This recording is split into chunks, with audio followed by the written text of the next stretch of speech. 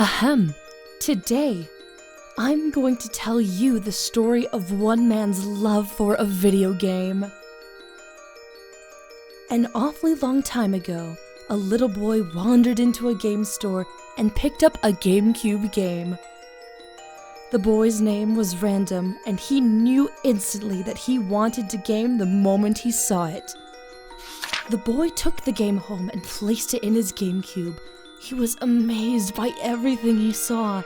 The gameplay, the story, the art style, the turn-based battles. He loved every moment, a new, joyful memory etched in his mind second by second. Years later, those memories stuck with Random and led him to fall in love with other Nintendo games. Many Paper Mario games came and went.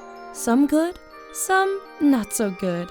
And after so long, the Random had nearly forgotten about that glorious title. Until a Nintendo Direct announced a remaster for that very game that made him fall in love so many years ago. After 20 years, fans cried and cheered. It would come to the Nintendo Switch. Better graphics, classic gameplay, and quality of life improvements were all promised, and Random could relive the game once more. Indeed, this is the tale of that legendary experience. Yes, this is where it begins, in a bedroom in New Jersey. The tale of Paper Mario: The 1,000-Year Door Remastered Review starts here.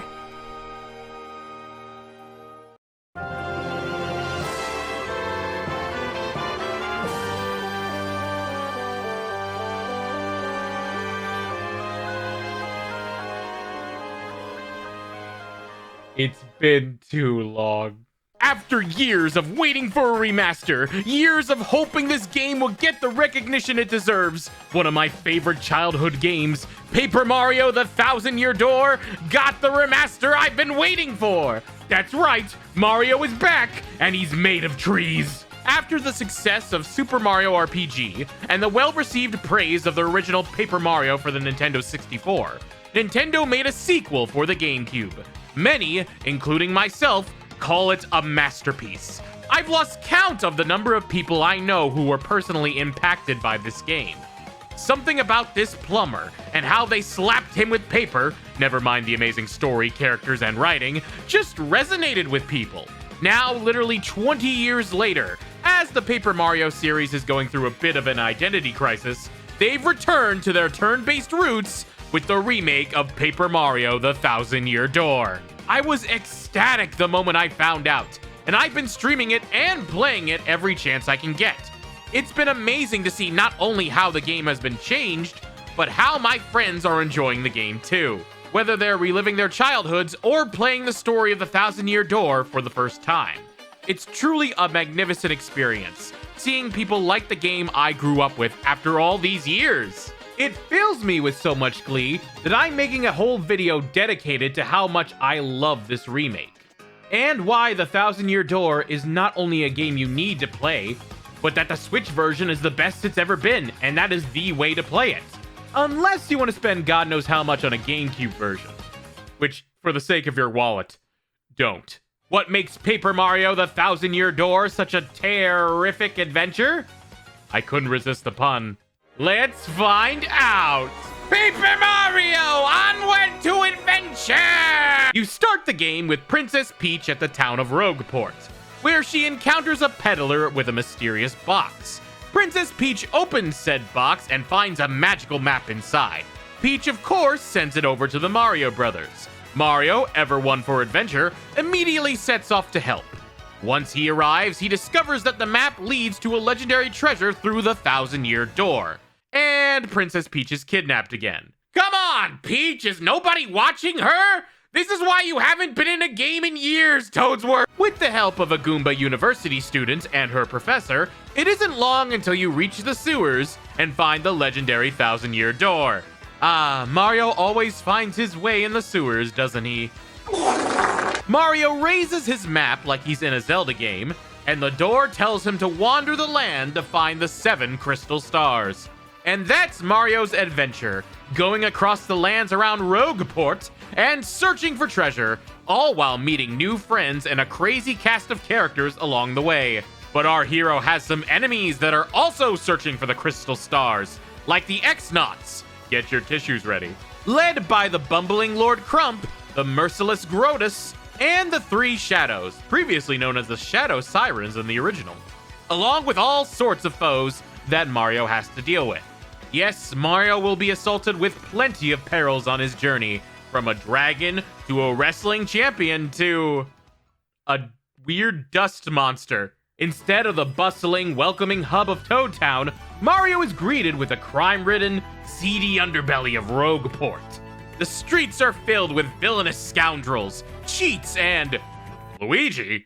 What are you doing here? So I was summoned to rescue Princess Eclair from the evil Chestnut King. And in order to do so, I had to find the marvelous compass pieces. Who scatters a compass anyway? But the that's right, Luigi. You keep doing you.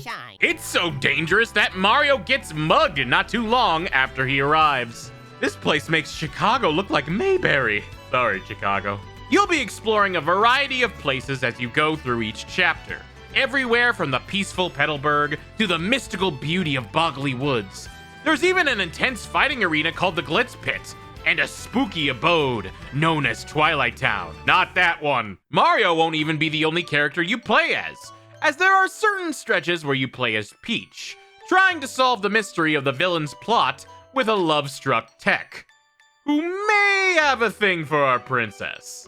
Geez, even in 2004, technology was invading our privacy. Bowser takes the reins at times, trying his best to find the crystal stars, while failing miserably.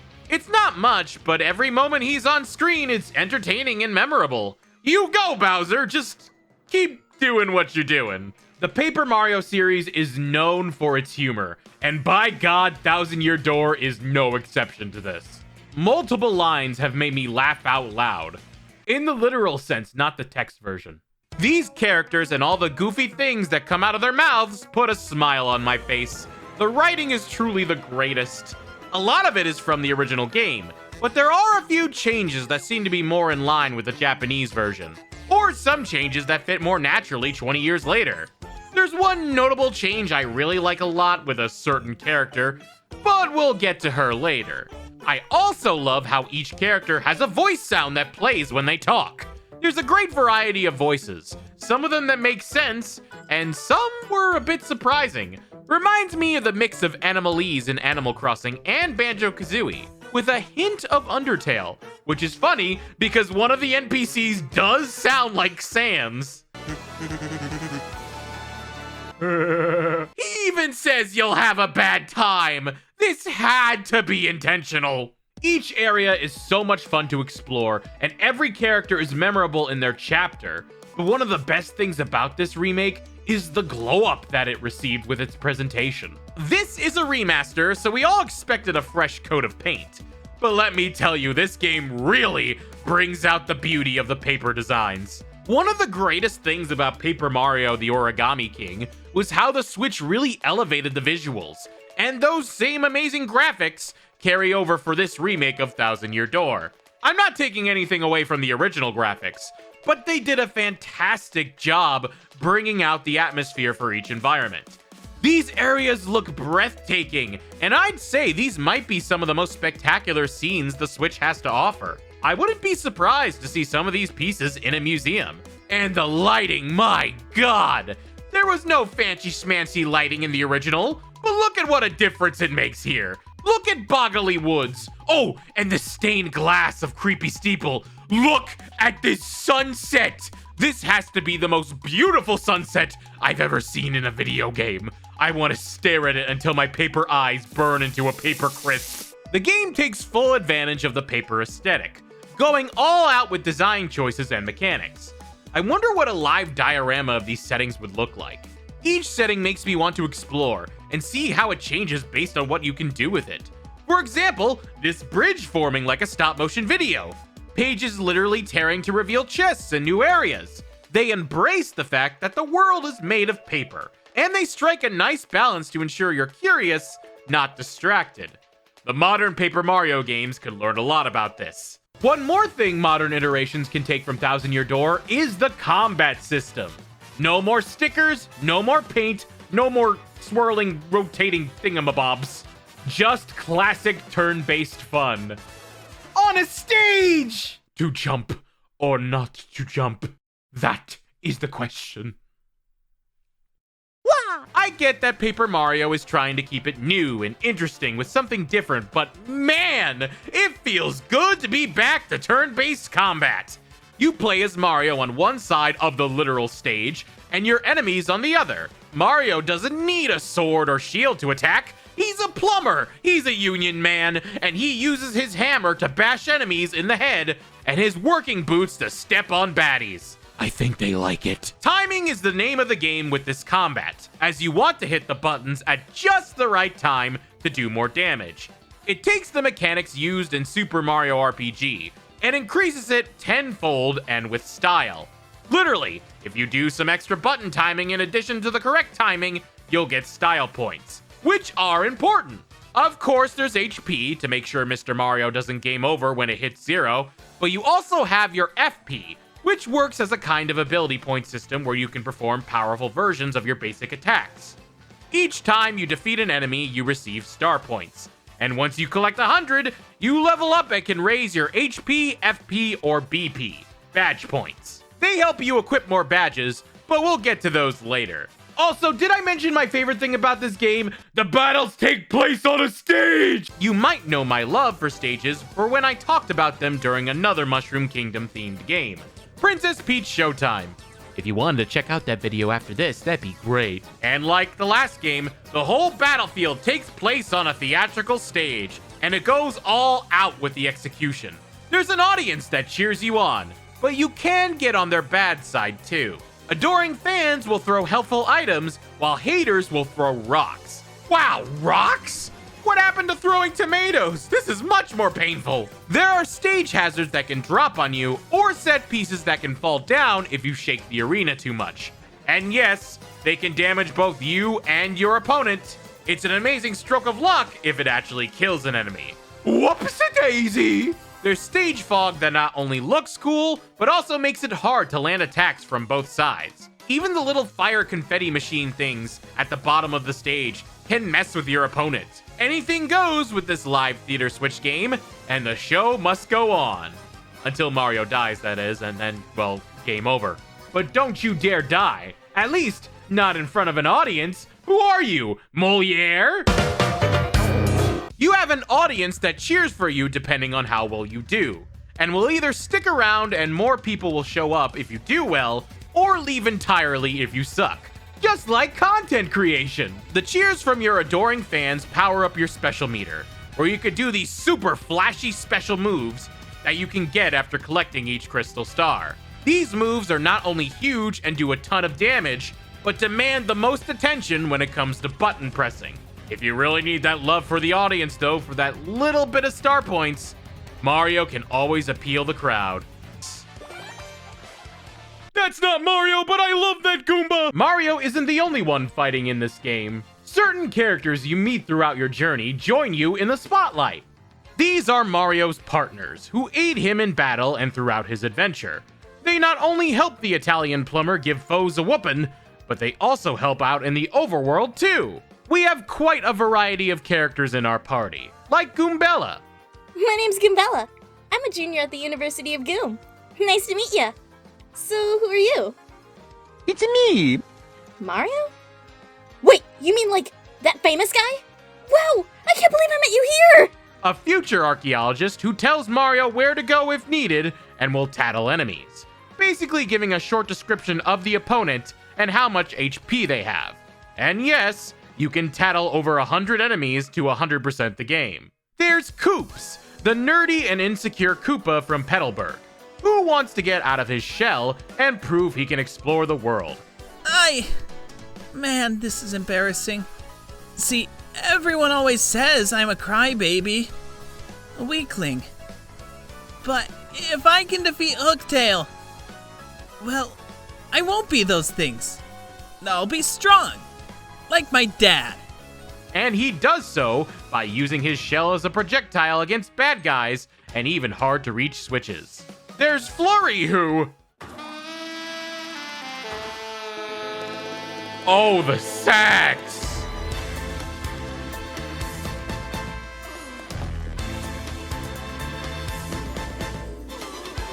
Flurry is a wind spirit and retired actress who wants to join Mario to get one last thrill of the stage. A danger-filled search for beautiful jewels. How absolutely marvelous! And here I was thinking how frightfully bored I was. It's time for a change! She can use her wind breath to blow objects out of the way and even blow enemies off screen. They never knew what hit them.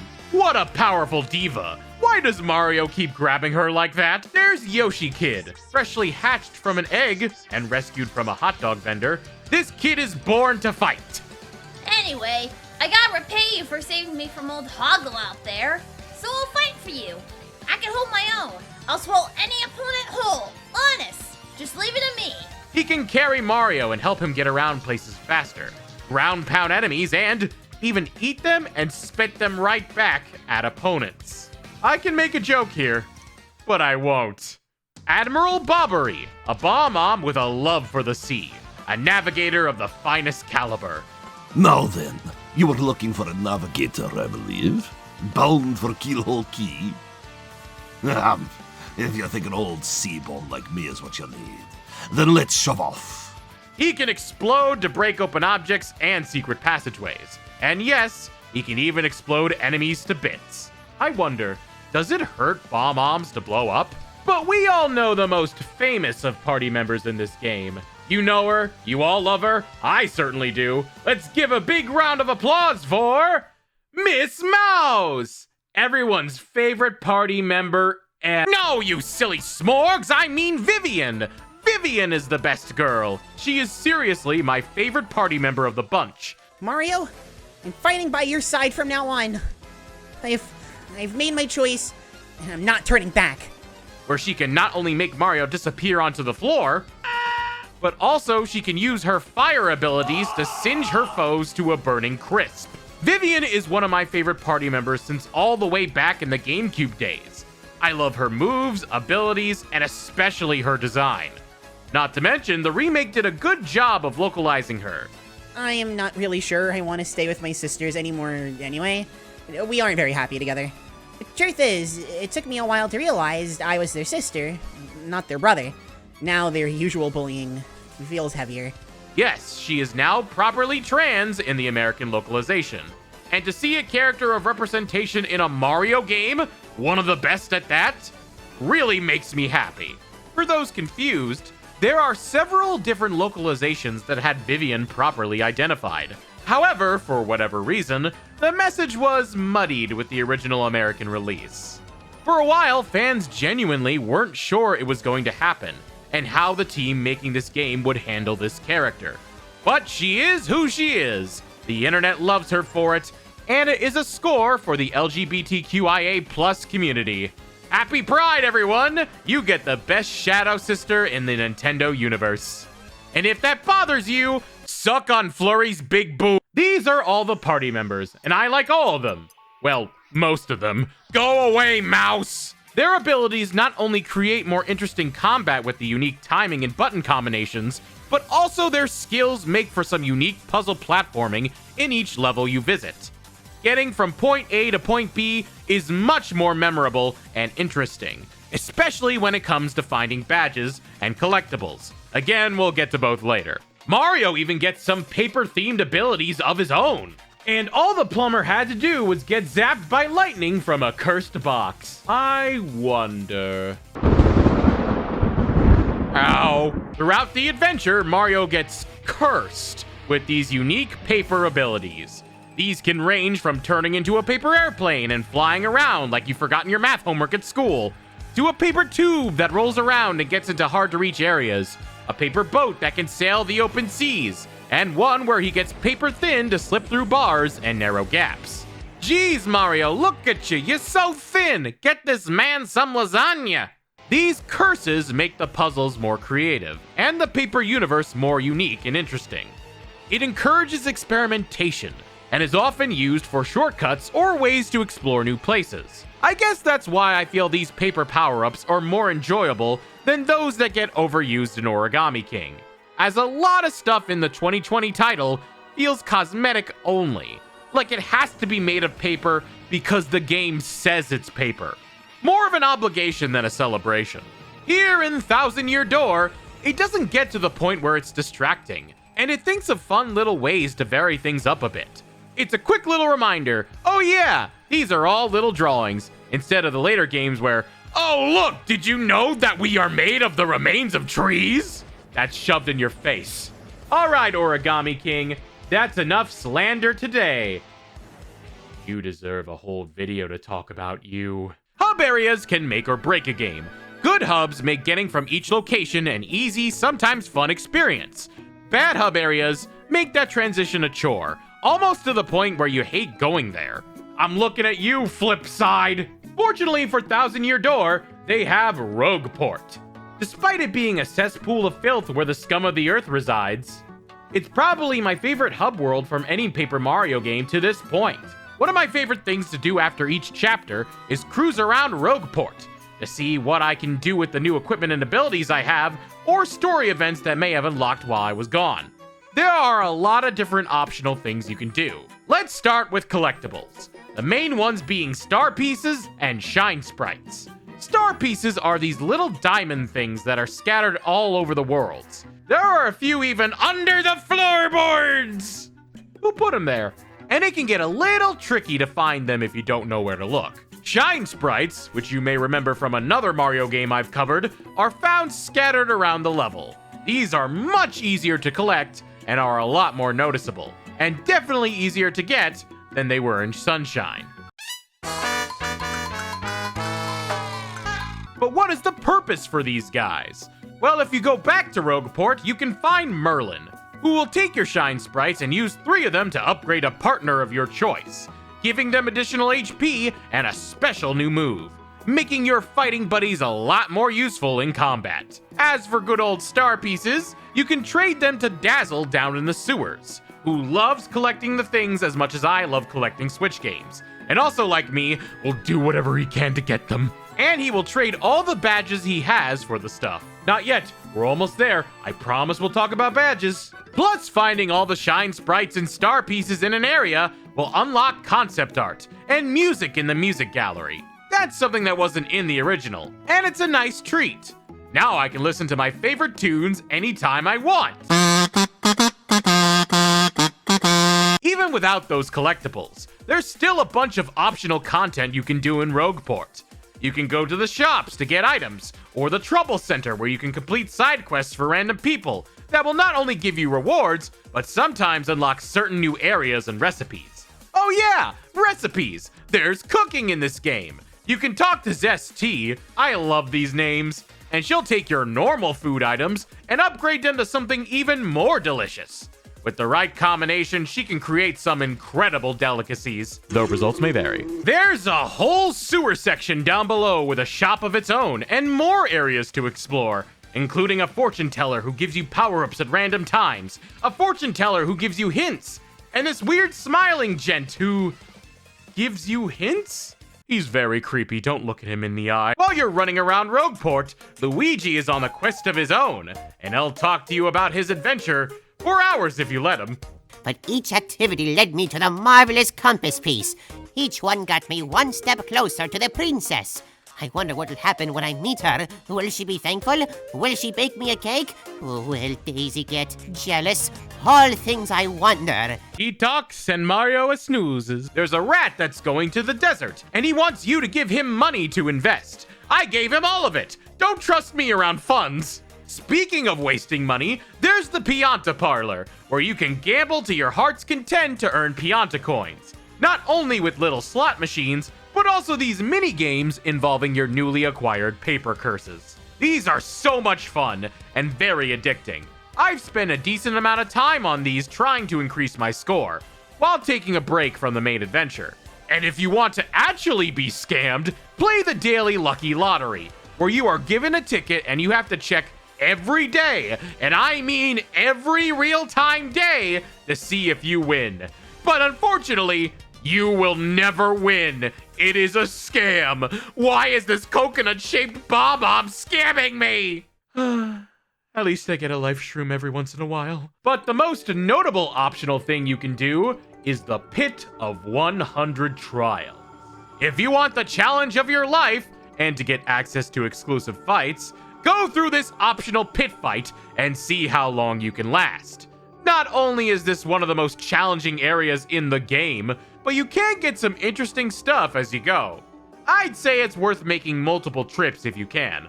Trust me, you're going to want to get to at least floor 50 before you beat the game. And if you do find yourself struggling to beat these trials, you can use good old BP to get some badges. Is it time? It is! It's time to talk about badgers! I mean badges! You get all kinds of badges, but you need badge points, also known as BP, to equip them. These badges are great because they can do several things for your characters, such as elemental attacks like Ice Hammer or special variations of Jump and Hammer attack. They might make you impervious to spike damage or reduce the cost of your special ability by half. There's even one where you can use multiple items in a turn, making for some game-saving combinations. When I previously played the original, I would always balance out my gameplay, but I thought I'd do something special for this remaster, and went with a BP-only run. It's honestly a bit of a challenge, but I don't care! I was having a blast using so many different badges in order to become an unstoppable stomping machine! It was fun to see which the best were, or which ended up being extremely broken. Power Plus with some low damage attack badges can really create some destructive moves that can instantly knock down anyone you come across. It'd be interesting to see what fun badge combinations or challenges you can come up with in the comments. I might try them out on stream sometime. Some badges help out with convenience too, such as the first strike badge that makes foes go down instantly if they are weaker to you. Thank God! This reminds me a lot of Earthbound, where the battles simply get skipped if they aren't worth your time. All that for the cost of 0 BP! And if you're feeling a bit nostalgic, you can instantly switch to the classic GameCube tracks with a badge of its own. But while I understand wanting to do that, why would you do that when the soundtrack in this game is god-tier levels of good? My God! No, I mean it. This soundtrack is one of the best I have ever heard on the Switch. It takes all the music from the original, trains it in the Glitz Pit for 20 years, and lets it cook like Zest's finest cuisines. It's that good. I'd marry this OST if I could.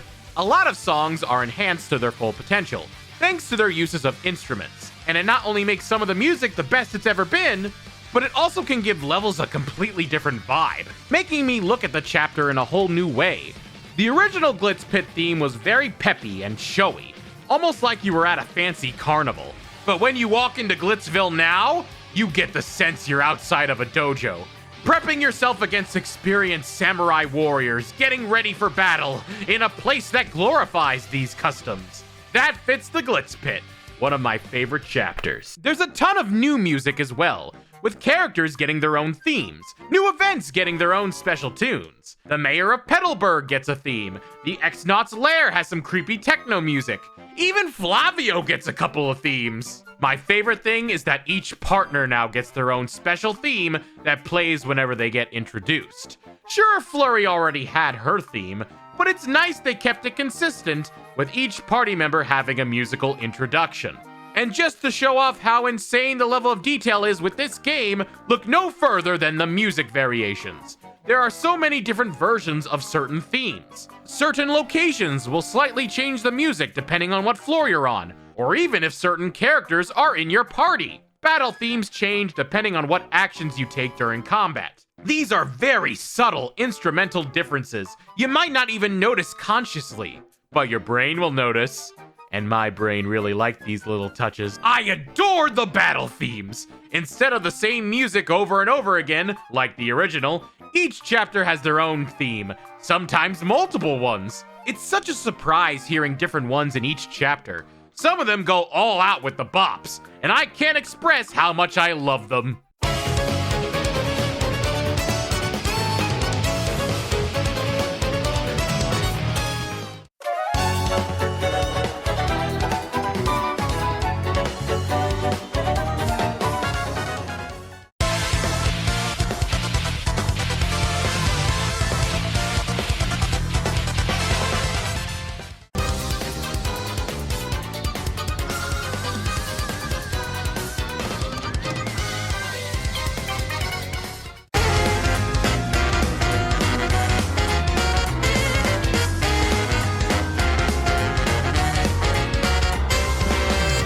god, this music is so damn good! It's seriously my favorite OST for a game in a long time. It even gives the Xenoblade series a run for its money. Wow, I can't believe I said that. I've wanted to play this game non-stop, from enjoying the dialogue, the music, the gameplay, all of it. In fact, I want to complete the game 100%. How come I never did that in the original? Oh yeah, the backtracking was terrible. Yeah, the original backtracking was rough. It felt like a majority of the levels were just going back and forth. Especially Twilight Town. God, it was so tedious going back and forth in that forest multiple times, and more than extended the chapter's length in the most artificial and boring way possible. But this game, this remaster knew the troubles of backtracking and did everything it could to fix it. Adding springs to get through tedious areas, adding shops if we needed items in certain places so we didn't have to travel all the way back for health. And for Twilight Town, oh my god, they added a warp pipe to Creepy Steeple. Oh my god, now I don't have to go back and forth as many times. It was that simple. And I was even more ecstatic when I went through Rogueport and I saw the warp room. There it was. Thousand Year Door had enlightened me. And so the developers of the game looked upon us gamers and said, "Let there be pipes!" You have no idea how much of a difference this makes. Sure, the original had some warp pipes, but they were scattered, hard to get to, and not all of them were below ground. This has every single chapter area below ground, ready for you to go whenever you please.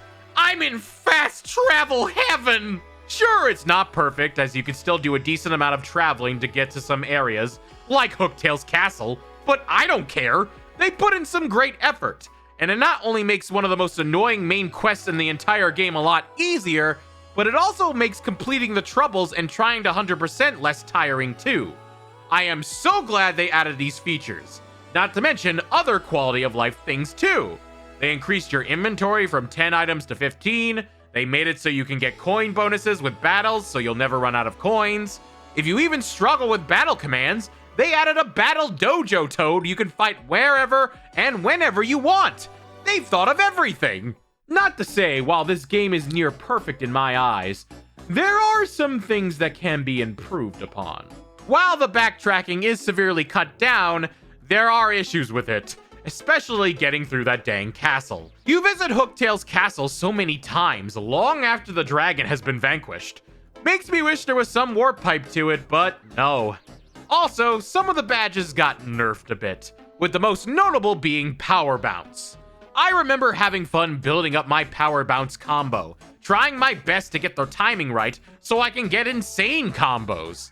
In the remake, they make that frame window super small, so it's insanely difficult to get more than 4 jumps, which makes my overpowered self sad. It's not a big deal, especially since there are many other ways to deal with your enemies, but I don't know, I like the challenge of how many bounces I could do. Also, there is the complaint that it's 30 frames per second instead of 60. Other than the Power Bounce frame issue, I really don't care. The game looks great the way it is, and not every single game needs to be super detailed with the frames. Sometimes limited frames do wonders for a game's art style and movement, and for a game like Paper Mario, yeah, it's not going to be a big deal. Well, I've certainly talked your ear about this game, haven't I? I do so because not only does this game mean an incredible amount to me, but also, this is probably the best way they ever could have brought it to the Switch. I still remember the days fans were begging for a release of this game on the Nintendo Switch. Asking, pleading, even signing petitions, and making social media campaigns just to get this game ported. Because that's all we were hoping for, just that alone. But not only did they bring the GameCube Classic to Switch, they modernized it, polished it, and wrapped it in a nice bow for old and new fans to experience. And it is truly perfect. I have never been more satisfied with a remaster. It has truly blown my expectations out of the water every chance it could. I'm so glad this game is getting the love it deserves, that people who grew up with this game are reliving their childhoods, and new fans are discovering why people love the game in the first place. It may have taken a decade too long, but it was more than worth the wait. There's so much they went above and beyond for. The story, the way the game looks, the quality of life changes, and especially the music. All of it is a one-of-a-kind experience that every Mario fan, lover of RPGs, hell, every Switch owner needs to play. They did everything they could to make this the standout Switch game of this year. And it's going to be hard, maybe even impossible for Nintendo to make a game that will top this for 2024. At least for me.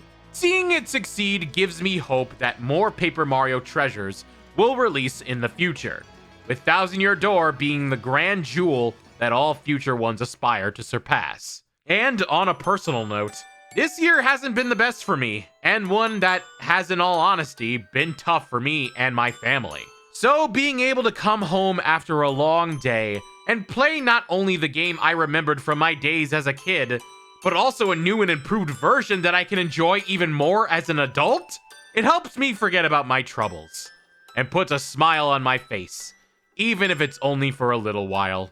Please do yourself a favor and play this game. Buy this game right now. Experience the tale of the Thousand Year Door for yourself. And see why I, and so many others, love this remaster. Why we love this story. Why we all freaked out the minute it got announced. And why we were all crying happy tears to visit the town of Rogueport and collect the crystal stars once again. Paper Mario: The Thousand Year Door is certainly an adventure you'll want to see unfold in your future. I appreciate you sticking with me to the end on this one. It truly means a lot to me. Now, if you'll excuse me, I have a pit of 100 trials to beat. I'll see you all next time.